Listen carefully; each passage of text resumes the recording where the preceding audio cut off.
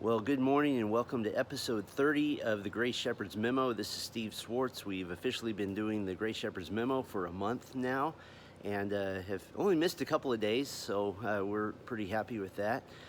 I wanted to continue my little mini-series on talking about family worship. We've talked about Bible reading and we've talked about prayer.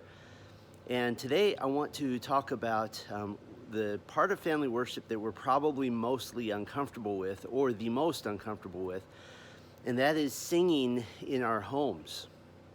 And right now, during the coronavirus crisis, we're getting practice singing in our homes. We're doing our hymn sing that Pastor Darren is doing on Wednesdays. You're singing along on Sunday mornings and Sunday evenings.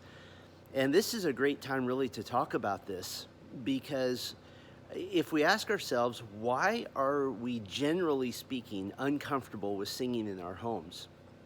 I want to take you back to a little bit of history about that.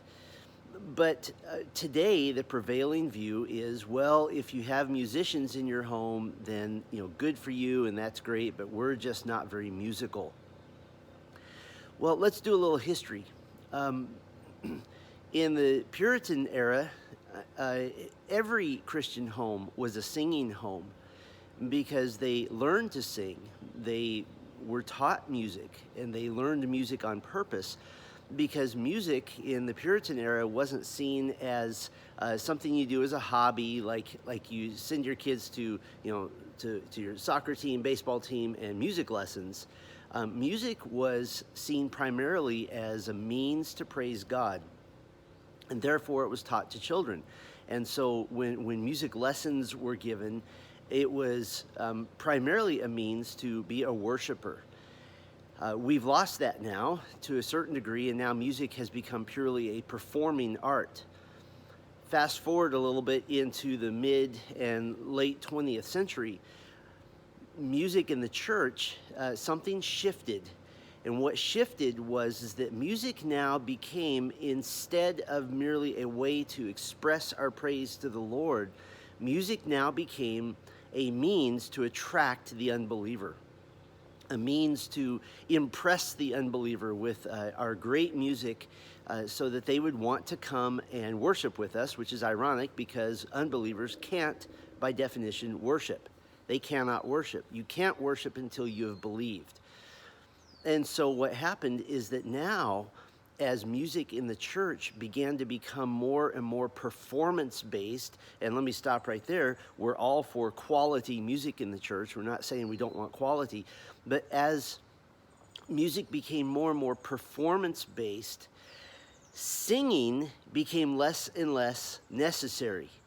And now all of a sudden, and you see this in the church all the time now music became something that a few people perform on a stage and everyone else sits and watches, or perhaps it becomes an emotional experience. And that's the second part of this little history lesson beginning in the late 20th century, is that music was now transformed into something to instantly provide an experience to me, provide an emotion to me.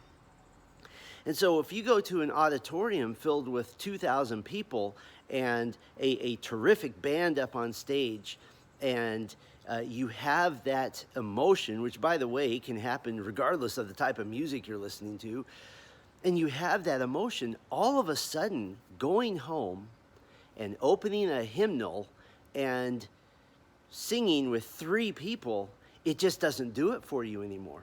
And because we've been conditioned that singing and music is supposed to provide this emotional experience, now being in our homes just falls flat.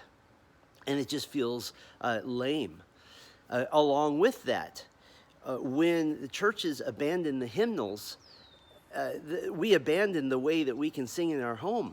When we're singing solely from music put up on a projection screen, we can't take that home. And it doesn't become a part of our lives anymore.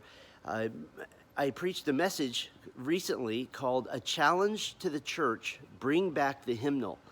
A Challenge to the Church, Bring Back the Hymnal. And I want to encourage you to listen to that. You can go to the Steadfast in the Faith website, steadfastinthefaith.org, and do a search for A Challenge to the Church, Bring Back the Hymnal.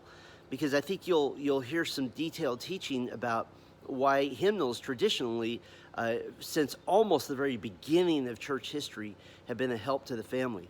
So now that's a little history. Let's get practical. What if you are one of those that feels uncomfortable singing in your home? Well, let me tell you 3 things that you can do to become more comfortable singing in your home. The first one is to sing a lot in your home. And the second one is to sing a lot in your home. And I'm going to give you a guess as to what the third one is, and that is sing a lot in your home. And you might say, but I'm just uncomfortable with it. I don't feel good about it. Did you catch what that phrase says? I don't feel good about it. What we want to do is get back to the idea that singing is not merely to benefit us. Singing is a gift we give to God, and in fact is a gift commanded that we give to God. And so I know that some of you don't feel comfortable.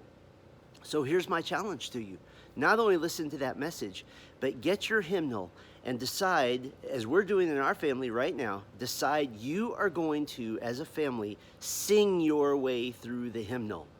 Sing your way all the way through. You will discover some gems and some treasures, and you'll discover some hymns that you just absolutely can't sing, and that's fine too.